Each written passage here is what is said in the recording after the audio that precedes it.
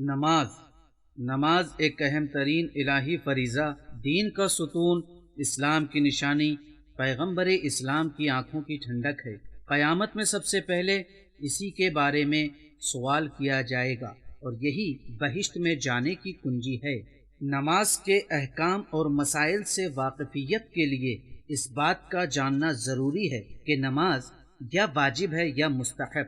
واجب نمازیں بھی دو طرح کی ہیں، ان میں سے بعض یومیہ پڑھی جاتی ہیں اور ہر شب و روز ہم اسے بجا لاتے ہیں، انہیں نماز پنجگانہ یا نماز یومیہ بھی کہتے ہیں۔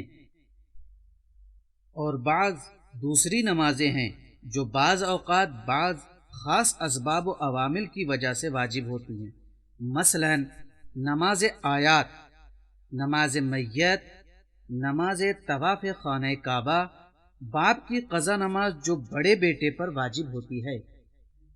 البتہ بعض مراجع تقلید کے فتوے کے مطابق ماں کی قضا نماز بھی بڑے بیٹے پر ادا کرنا واجب ہے، اور وہ نماز جو نذر اور اجارے وغیرہ کی وجہ سے واجب ہوتی ہے۔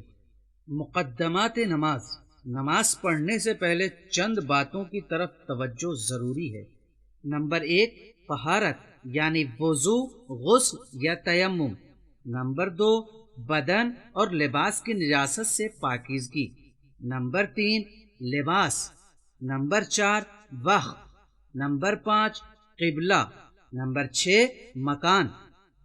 چونکہ پہلا مقدمہ یعنی طہارت کے احکام نور احکام کے سلسلے کی پہلی VCD میں بیان ہو چکے ہیں، لہٰذا ہم یہاں دوسرے مقدمات کی وضاحت کریں گے۔